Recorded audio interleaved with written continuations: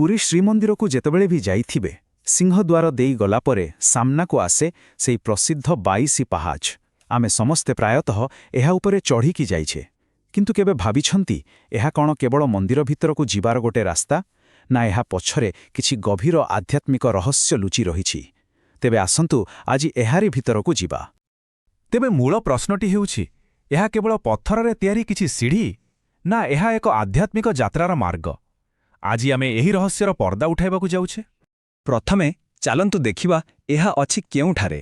ମନ୍ଦିରର ମୁଖ୍ୟ ପ୍ରବେଶ ଦ୍ୱାର ମାନେ ସିଂହଦ୍ୱାର ଦେଇ ଭିତରକୁ ପଶିବା ପରେ ହିଁ ଆପଣଙ୍କୁ ସାମ୍ନା କରିବାକୁ ପଡ଼ିବ ଏହି 22ଟି ପାହାଚ। ଏହାକୁ ଅତିକ୍ରମ କଲା ପରେ ହିଁ ଆପଣ କୁର୍ମ ଭେଡ଼ାରେ ପହଞ୍ଚିବେ। ଆଉ କହିବାକୁ ଗଲେ ଏଇଠୁ ହିଁ ଆରମ୍ଭ ହୁଏ ପ୍ରକୃତ ଆଧ୍ୟାତ୍ମ ଯାତ୍ରା। ଏହି ପାହାଡ଼ର ଏତେ ମହତ୍ତ୍ୱ କାହିଁକି? ଏହା ପଛରେ ଜାଣିଛନ୍ତି ଗୋଟେ ବହୁତ ପୁରୁଣା ଆଉ ଭାବବିହ୍ୱଳ କଳା ଭଳି କାହାଣୀଟିଏ ଅଛି। ଏହା ଯୋଡ଼ି ହୋଇ ରହିଛି ରାଜା ଭାନୁଦେବଙ୍କ ସହିତ, ଆଉ ଏହି କାହାଣୀ ହିଁ 22 ପାହାଡ଼କୁ ଦେଇଛି ଏକ ସ୍ୱତନ୍ତ୍ର ପରିଚୟ। କିମ୍ବଦନ୍ତୀ କୁହେ, ରାଜା ଭାନୁଦେବ ବହୁତ ପୂଜାପାଠ ପରେ ଗୋଟିଏ ମାତ୍ର ପୁତ୍ର ସନ୍ତାନ ପାଇଥିଲେ, କିନ୍ତୁ ଦୁର୍ଭାଗ୍ୟକୁ ସେହି ପୁଅର ଅକାଳରେ ମୃତ୍ୟୁ ହୋଇଗଲା। ଏହି ଦୁଃଖରେ ରାଜା ପୂରାପୁରି ଭାଙ୍ଗି ପଡ଼ିଲେ ଆଉ ଶେଷରେ ଆଉ କୌଣସି ବାଟ ନ ପାଇ ମହାପ୍ରଭୁ ଜଗନ୍ନାଥଙ୍କ ପାଖରେ ଆସି ପହଞ୍ଚିଲେ। ଆଉ ଠିକ୍ ସେହି ସମୟରେ ରାଜାଙ୍କୁ ସ୍ୱପ୍ନରେ ଦେଖାଦେଇ ମହାପ୍ରଭୁ ଏହି ଅମୃତବାଣୀ ଶୁଣାଇଥିଲେ। ଭାବି ଦେଖନ୍ତୁ, ଏହା କେବଳ ରାଜାଙ୍କ ପାଇଁ ଗୋଟେ ସାନ୍ତ୍ୱନା ନଥିଲା, ଏହା ଥିଲା ଏକ ଦିବ୍ୟ ପ୍ରତିଶ୍ରୁତି ଯାହା ଏହି 22 ପାହାଚକୁ ଚିରଦିନ ପାଇଁ ପବିତ୍ର କରିଦେଲା। ଆଉ ସେହି ଦିନରୁ ଆରମ୍ଭ ହେଲା ଏକ ପରମ୍ପରା ଯାହା ଆଜି ବି ଜୀବନ୍ତ ଅଛି। ଅନେକ ବାପାମା ନିଜ ଛୋଟ ପିଲାମାନଙ୍କୁ ଭକ୍ତିର ସହ ଏହି ପାହାଚାରେ ଗଡ଼ାଇ ଦିଅନ୍ତି। ଏହା ପଛରେ ବିଶ୍ୱାସ ରହିଛି ଯେ ଏମିତି କଲେ ସ୍ୱୟଂ ମହାପ୍ରଭୁ ସେହି ପିଲାମାନଙ୍କୁ ସବୁ ବିପଦ ଆପଦରୁ ରକ୍ଷା କରନ୍ତି। ଆଚ୍ଛା, ରାଜାଙ୍କ କାହାଣୀ ତ ଆମେ ଜାଣିଲେ, କିନ୍ତୁ ଏବେ ଏହାର ଦାର୍ଶନିକ ଦିଗକୁ ଦେଖିବା।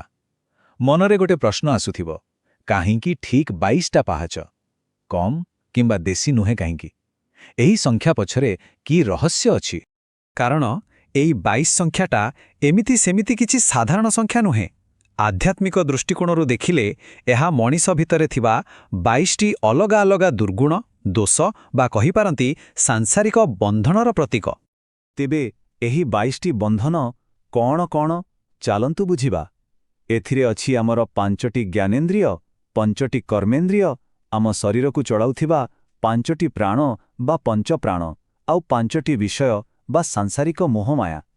ଏସବୁକୁ ମିଶାଇଲେ ହେଲା 20, ଆଉ ଶେଷରେ ଆସିଲା ଆମ ମନ ଆଉ ବୁଦ୍ଧି। ତେଣୁ ଯେତେବେଳେ ଜଣେ ଭକ୍ତ ଗୋଟିଏ ଗୋଟିଏ ପାହାଚ ଚଢ଼େ, ସେ ପ୍ରତୀକାତ୍ମକ ଭାବରେ ଏହିସବୁ ବନ୍ଧନରୁ ଗୋଟିଏକୁ ପଛରେ ଛାଡ଼ିଦେଇ ଆଗକୁ ବଢ଼େ। ଏହା ହେଉଛି ଆତ୍ମଶୁଦ୍ଧିର ଏକ ପ୍ରକ୍ରିୟା ଯାହା ଆମକୁ ମହାପ୍ରଭୁଙ୍କ ଦର୍ଶନ ପାଇଁ ଯୋଗ୍ୟ କରାଏ। କଥା କେବଳ ଏତିକିରେ ସରିନି। ଏହି ପାହାଚର ଆଉ ଏକ ବହୁତ ବଡ଼ ଭୂମିକା ରହିଛି ଆମ ପିତୃପୁରୁଷଙ୍କ ସହିତ। ମାନେ ଏହା କେବଳ ଜୀବିତ ଲୋକଙ୍କ ପାଇଁ ନୁହେଁ, ମୃତକଙ୍କ ଆତ୍ମାର ଶାନ୍ତି ପାଇଁ ମଧ୍ୟ ଏକ ଅତି ପବିତ୍ର ସ୍ଥାନ। ଏହି 22 ପାହାଚ ଉପରେ ଶ୍ରାଦ୍ଧ ଏବଂ ପିଣ୍ଡଦାନ ଭଳି କର୍ମ କରିବାର ବିଶେଷ ମହତ୍ତ୍ୱ ରହିଛି। ଏମିତି ବି ବିଶ୍ୱାସ କରାଯାଏ ଯେ ଏହି ପବିତ୍ର ଜାଗାରେ ପିତୃପୁରୁଷଙ୍କ ପାଇଁ କରାଯାଉଥିବା ପୂଜାପାଠ ସେମାନଙ୍କ ଆତ୍ମାକୁ ମୁକ୍ତି ଦେଇଥାଏ। ହଁ, ଏମିତି ତ ବର୍ଷସାରା ଏଠାରେ ଲୋକେ ଏହି କର୍ମ କରନ୍ତି, କିନ୍ତୁ 2ଟା ସମୟ ଅଛି ଯେତେବେଳେ ଏହାର ମହତ୍ତ୍ୱ ବହୁତ ବଢ଼ିଯାଏ। ଗୋଟିଏ ହେଲା ମହାଳୟା ଆଉ ଗୋଟିଏ ଦୀପାବଳି ଅମାବାସ୍ୟା। ଏହି ସମୟରେ ହଜାର ହଜାର ଭକ୍ତ ନିଜ ପିତୃପୁରୁଷଙ୍କୁ ଦୀପ ଓ ପିଣ୍ଡଦାନ କରିବା ପାଇଁ ଏଠାରେ ଏକାଠି ହୁଅନ୍ତି। ଆଚ୍ଛା, ଆଧ୍ୟାତ୍ମିକ କଥା ତ ବହୁତ ହେଲା। ଏବେ ଚାଲନ୍ତୁ ସେହି କଥା ଜାଣିବା ଯାହାକୁ ଭକ୍ତମାନେ ନିଜେ ସେଠାରେ ଅନୁଭବ କରନ୍ତି, ନିଜେ ହାତରେ କରନ୍ତି। ଏହା କେବଳ ଭାବନା ନୁହେଁ, ବରଂ କିଛି ବାସ୍ତବ ଅନୁଭୂତି ସହିତ ବି ଜଡ଼ିତ। କଳ୍ପନା କରନ୍ତୁ, ସେହି 22 ପାହାଚ ଉପରେ ବସି ମହାପ୍ରଭୁଙ୍କ କୈବଲ୍ୟ ବା ମହାପ୍ରସାଦ ସେବନ କରିବା। ଏହାଠୁ ବଡ଼ ସୌଭାଗ୍ୟ ଆଉ କ'ଣ ହୋଇପାରେ? ଏହା ସହିତ ଏହି ପାହାଚର ଧୂଳିକୁ ବି ଅତି ପବିତ୍ର ବୋଲି ମାନାଯାଏ। କାରଣ ଯୁଗ ଯୁଗ ଧରି କେତେ ସାଧୁ, ସନ୍ଥ ଆଉ ଭକ୍ତଙ୍କ ପାଦ ଏହି ପାହାଚକୁ ଛୁଇଁଛି। ସେଥିପାଇଁ ସେହି ପାଦ ଧୂଳିକୁ ମୁଣ୍ଡରେ ଲଗାଇବା ଏକ ପରମ ପୁଣ୍ୟର କାର୍ଯ୍ୟ ବୋଲି ଧରାଯାଏ। ତେବେ ଆସନ୍ତୁ ସବୁକିଛିକୁ ଏକାଠି କରି ଦେଖିବା। ଏହି 22 ପାହାଚ ପ୍ରକୃତରେ କ'ଣ? ଏହା ହେଉଛି ସୁରକ୍ଷା ପାଇଁ ଏକ ଦିବ୍ୟ ପ୍ରତିଶ୍ରୁତି। ଏହା ହେଉଛି ଆତ୍ମଶୁଦ୍ଧି ପାଇଁ ଏକ ଆଧ୍ୟାତ୍ମିକ ସିଢ଼ି। ଏହା ପିତୃପୁରୁଷଙ୍କ ସହ ଯୋଡ଼ି ହେବାର ଏକ ପବିତ୍ର ମାଧ୍ୟମ। ଆଉ ଏହା ହେଉଛି ଆଶୀର୍ବାଦ ପାଇବାର ଏକ ପବିତ୍ର ସ୍ଥଳ।